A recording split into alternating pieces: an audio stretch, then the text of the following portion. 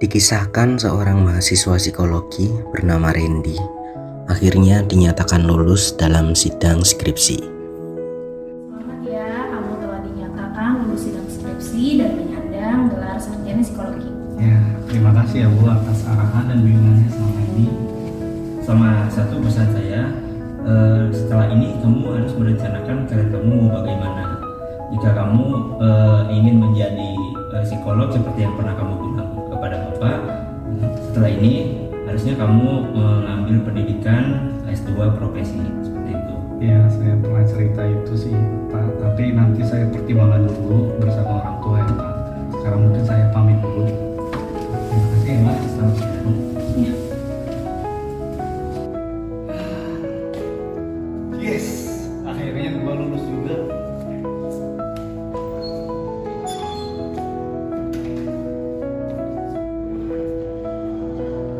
Oke, 1, 2, 3. Oke, Udah. Udah cukup. Udah, makasih banyak Pak. Oke. Alhamdulillah ya Mak, akhirnya anak kita lulus juga wisuda. Ya, akhirnya kita bertemu lagi bertiga di rumah. Ya, makasih ya Ma. Pak, habis ini aku mau ngelanjutin S2 psikologi profesi. Ih, ngapain ngelanjutin? Udah, kamu di rumah aja. Kamu bakal jadi psikolog di rumah kita. Ya Nak, masa kamu mau ninggalin ibu kamu lagi? Udah bertahun-tahun. Udah, sekarang kamu tinggal aja di kampung. Ibu kamu udah cukup. Tapi udah, jangan tapi-tapi lagi. Sekarang ayo kita pulang ke rumah buat ngerayain wisuda kamu. Oke. Beberapa hari kemudian, Anak Budian kemarin abis wisuda ya? Iya, alhamdulillah Bu, si Randy itu sekarang udah jadi sarjana. Ih, hebat pisan Bu, atuh alhamdulillah ya. Anak saya masih Lara sekarang teh suka ngurung diri di kamar. Ih, menikarunya. Iya, jadi dia teh kemarin abis ditinggal nikah Bu sama Ya pacarnya. Allah, menikarunya pisan. Ih, kebetulan si Randy teh kemarin teh jurusan kuliahnya teh psikologi. Jadi dia biasa nanganin orang-orang depresi kayak si Laras gitu yang suka ngurung diri. Iya ya Bu ya. Pas atuh kalau gitu mah psikolog kan biasanya ini ya ngurusin orang-orang yang depresi ya Bu. Nah, iya. Assalamualaikum. Waalaikumsalam. Iya Bu. Nah, kebetulan banget nih anaknya dateng. Ada apa sih emangnya Ma? Kamu masih ingat nggak si Laras? Laras. Wah, teman masa kecil aku. Iya, jadi tuh sekarang si Laras tuh suka ngurung diri karena dia ditinggal nikah sama pacarnya. Kamu kan jurusan kuliahnya psikologi tuh, biasa nanganin orang kayak Laras kan? Kalau modelan orang kayak gitu aku belum bisa nanganin sih Ma. Soalnya kan aku masih S1 psikologi. Kalau kayak gitu harus ke S2 profesi terlebih dahulu. Tolonglah Nak Randy. Nak Randy emang gak kasihan sama anak ibu si Laras. Nak Randy kan teman kecilnya si Laras juga ya. Nah, mungkin kalau sama anak Randy dia mau diajak ketemu. Soalnya kalau sama yang lain mah dia gak mau. Gimana ya Bu? Tetap gak bisa karena saya sendiri belum punya kompetensi buat nanganin hal itu. Saya mah percaya sama Nak Randy. Nak Randy teh dari dulu pintar anaknya. Pasti bisa lah nanganin anak ibu si Laras. Tolonglah Ren, bantu si Larasnya. Kamu hitung-hitung jadi psikolog beneran? Iya, ketemu aja dulu gitu sama si Larasnya. Dicoba ketemu. Ya udah deh Ma, Bu. walaupun masih sedikit ragu, Randy pun mengiyakan keinginan Bu Syifa untuk menemui anaknya. Tuh Nak Randy, lihat. Iya. Si Laras itu tiap hari kerjaannya diam aja di kamar. Bengong gitu dia tuh. Ibu tuh bingung harus gimana lagi sama dia. Coba deh ya sama Nak Randy. Iya. Tanganin dia. Ya nanti saya coba ya Bu. Mm-mm. Laras, lu gimana kabarnya? Lu masih ingat gua? Randy sekarang semakin rajin mengunjungi Laras. Laras juga mulai terbuka dengan permasalahan yang dialaminya. Jadi gitu Ren, kita udah lama pacaran, tapi tiba-tiba dia nikah sama orang lain. Oh berarti yang gue lihat berarti lu habis ditinggal nikah ya. Nah setelah itu kejadian yang lu rasain itu gimana?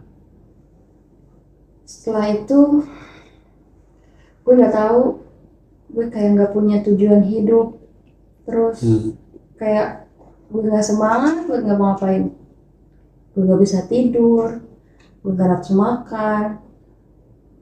Kayak udah waktu gue berhenti di saat gue ditinggalin. Gue nggak tahu ya ini benar atau enggak, cuma yang gue lihat yang lu omongin itu indikasi kalau lu itu ada gejala depresi. Depresi? Maksud lu gue jadi kayak orang gila? Gue nggak tahu ya bakal gimana, cuma kalau misal hal ini nggak diselesaikan ada kemungkinan lu bakal gila. Apalagi lu tahu ibu lu kan ketua majelis taklim. Kalau misal lihat anaknya gila, apa nggak kasihan dia? Terus kalau gitu gue harus ngapain? Ini yang gue pelajari aja ya di perkuliahan. Itu sebenarnya kan ada banyak teknik, tapi ada satu teknik yang menurut gue bakal cocok sama lo, yaitu teknik kursi kosong. Nah nanti lu bayangin di kursi itu ada diri lu. Nah lu bisa mencurahkan semua yang ada di isi pikiran lu ke situ. Gitu. Gimana? Kita berniat bakal nyoba. Boleh deh. Laras kemudian mencoba melakukan teknik kursi kosong dengan panduan Randy. Oke, sekarang Ras, coba lihat di depan ini ada kursi. Bayangin ada diri lu di depan sini. Gimana? Gak bisa, Ren. Gak ada apa-apa. Coba lu lihat lagi ya, bayangkan ada sosok lu yang habis ditinggal nikah. Coba berusaha lebih keras lagi, ayo. Iya, ada. Ada. Nah, sekarang bayangin setelah lu lihat ada orang di depan lu dan itu diri lu ungkapin segala permasalahan yang lu rasakan ke dia. Hai, kamu apa kabar? Kamu kenapa bisa sampai kayak gini? Aku kayak gini tuh gara-gara kamu. Kok gara-gara aku? Gara-gara kamu, Kevin ninggalin kita dan nikah sama orang lain. Tapi kan Kevin yang jahat, dia udah selingkuh. Dia tuh selingkuh gara-gara kamu gak cukup baik, kamu gak cukup cantik. Jadinya dia sama yang lain, dia lebih cantik, dia lebih baik, dia rela ngasih semuanya buat Kevin, gak kayak kamu. Tapi kan, pokoknya semua salah kamu. Ibu juga pasti malu ngelihat keadaan kamu yang kayak gini. Kamu tuh gak cocok jadi pasangan yang baik, kamu juga gak becus jadi anak yang baik. Hah? Enggak gitu. Enggak. Ras. Sadar, Ras. Pergi, Ren. Pergi. Gue mau sendiri. Pergi sekarang juga. Kamu nggak apa-apa kalau gue Pergi. Akhirnya, Laras pun memilih mengakhiri hidupnya.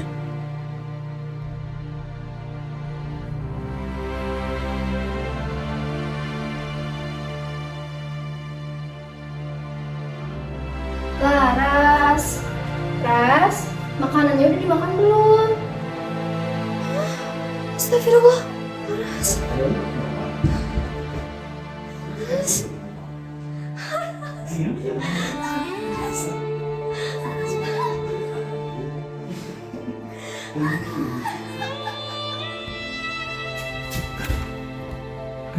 Siva, ada apa?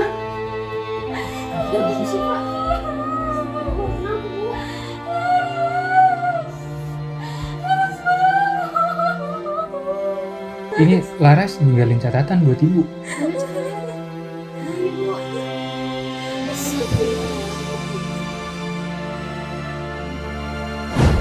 Bu, maaf ya kalau selama ini udah bikin ibu malu dan kecewa. Dari mulai Laras yang ditinggal nikah sampai keadaan Laras yang sekarang. Laras gak mau lama-lama bikin ibu malu, apalagi dengan kondisi Laras yang sekarang. Kata Randy, nanti Laras bisa jadi orang gila. Laras gak pengen ibu punya anak orang gila kayak Laras. Laras milih cara ini supaya ibu gak perlu malu dan kecewa lagi. Sekali lagi, maaf ya Bu. Ini pasti gara-gara si Randy. Bu Siva,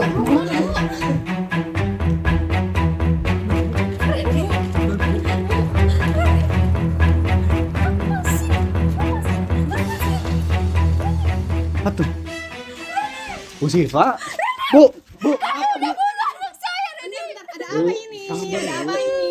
Nih, jadi Laras tuh bunuh diri. Nih, kami menemukan surat yang ditinggalin Laras. Jadi Laras tuh bunuh diri karena gara-gara kamu ngomong dia bakal jadi gila. Makanya dia milih bunuh diri. Kok kamu bisa sih Ren ngomong kayak gini? Aku nggak maksud gitu, Ma. Dasar pembunuh. Katanya kamu psikolog. Psikolog itu kan harusnya nyembuhin anak orang. Tapi kamu malah bikin mati anak saya. Tapi psikolog apa? Iya.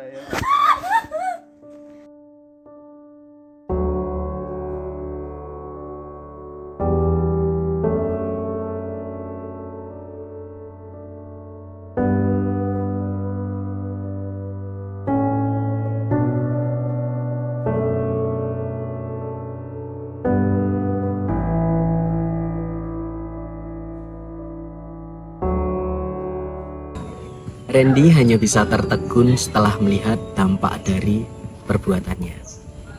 Niat awalnya yang ingin membantu Laras bangkit dari keterpurukannya justru berjalan sebaliknya. Laras berakhir dengan bunuh diri.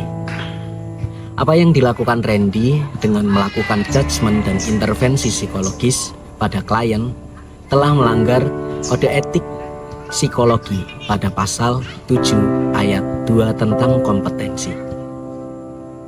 Pasal ini berbunyi, psikolog dapat memberikan layanan sebagaimana yang dilakukan oleh ilmuwan psikologi, serta secara khusus dapat melakukan praktik psikologi, terutama yang berkaitan dengan asesmen dan intervensi yang ditetapkan setelah memperoleh izin praktik sebatas kompetensi yang berdasarkan pendidikan, pelatihan, pengalaman terbimbing, konsultasi, telaah, dan atau pengalaman profesional sesuai dengan kaidah-kaidah ilmiah yang dapat dipertanggungjawabkan. Randy yang baru lulusan S1 psikologi belum bisa melakukan judgement dan intervensi psikologis.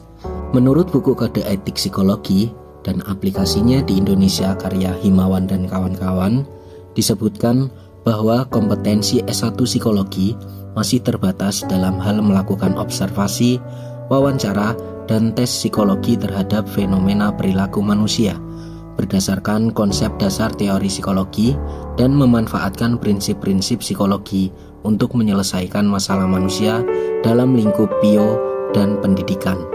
Hal yang seharusnya dilakukan oleh Randy adalah melaksanakan pasal 10 poin B kode etik psikologi yang berbunyi memberikan wewenang hanya untuk tanggung jawab, di mana orang yang diberikan pendelegasian dapat diharapkan melakukan secara kompeten atas dasar pendidikan, pelatihan, atau pengalaman baik secara independen atau dengan pemberian supervisi hingga level tertentu.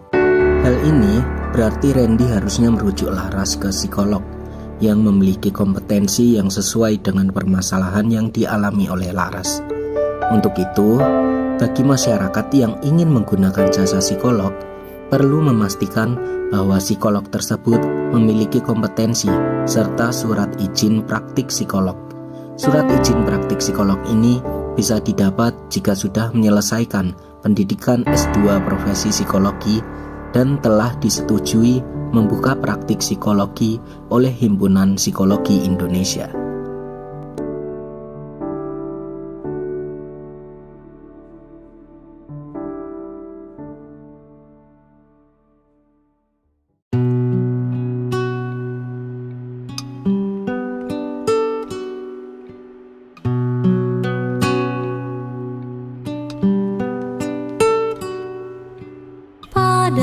Suatu hari nanti jasadku takkan ada lagi, tapi dalam bait-bait sajak ini kau takkan kurelakan sendiri.